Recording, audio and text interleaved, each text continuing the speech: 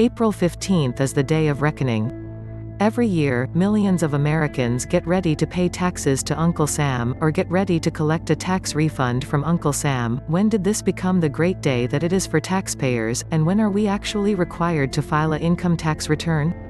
Let's take a look at the beginnings of the income tax date of April 15th and why it was chosen. The first known income tax that Americans were legally required to pay was enacted during the early 1860s, and the presidency of Abraham Lincoln. The Civil War was proving very costly to finance, and the President and Congress created the Commissioner of Internal Revenue and enacted a law requiring citizens to pay federal income tax. This could be considered the start of our modern-day income tax. This income tax was based on principles of graduated or progressive taxation and of withholding income at the source. The Commissioner was given authority to assess, levy and collect federal income taxes. The authority to enforce tax laws by seizure of property and income and by prosecution. Originally, the deadline for completing and filing your individual income tax was not April 15th. In the beginning, it was first set for March 1st. Then, during 1918, Congress pushed the date out to March 15th.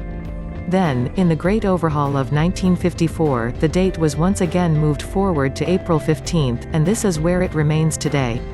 Why April 15th? The main thought from most scholars say the reasoning is that the date gives the IRS more time to handle the workload and more time to hang on to your money before offering a tax refund. This date has only been set this way for a little over 50 years. That's not very long, in historical terms, and it could possibly be changed again. If you are an individual taxpayer, you are required to file either a return or an extension of time to file Form 4868 by April 15th. Corporate and other legal entities are required to file their federal income tax return by March 15th, and if not, they also must file an extension of time to file. What this extension does not do, is to extend the amount of time you have to pay any taxes due the government.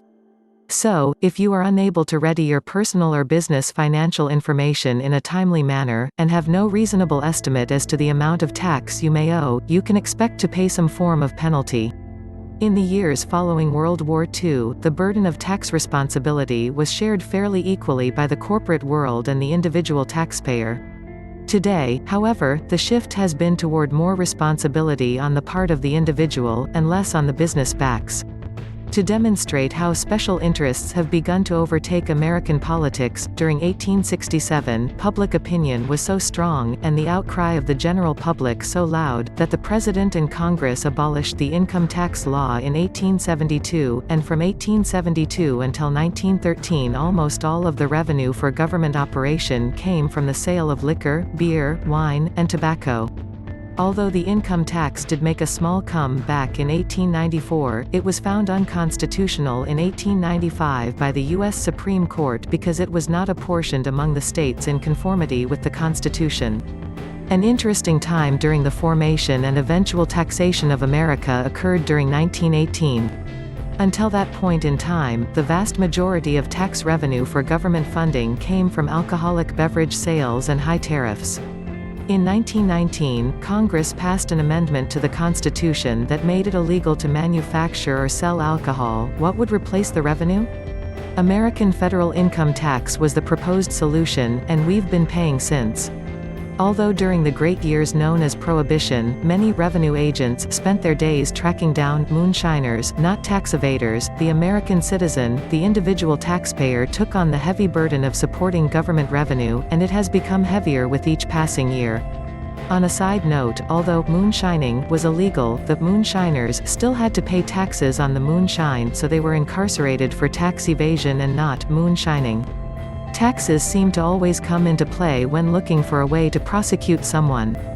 Then, during 1942, the Revenue Act of 1942 was passed and the New Deal era was begun. Since that point in time, government control, power, and expenditures has continued to increase at a phenomenal rate, and today the American taxpayer supports a trillion-dollar giant known as the United States government. This ravenous beast consumes more than 10% of our earned income each year, and if the Social Security Administration has their way, will continue to consume even more of our weekly earnings. We can foresee no other relief in sight. Currently, all the tax regulations for this country are the responsibility of the Internal Revenue Service, and there are 4 major divisions of this government office: the wage and investment, small business self-employed, the large and mid-size business, and the tax-exempt and government entities. Each division has responsibilities as they pertain to their individual specialty. There continues to be talk on the Hill to change the way taxes are calculated and collected.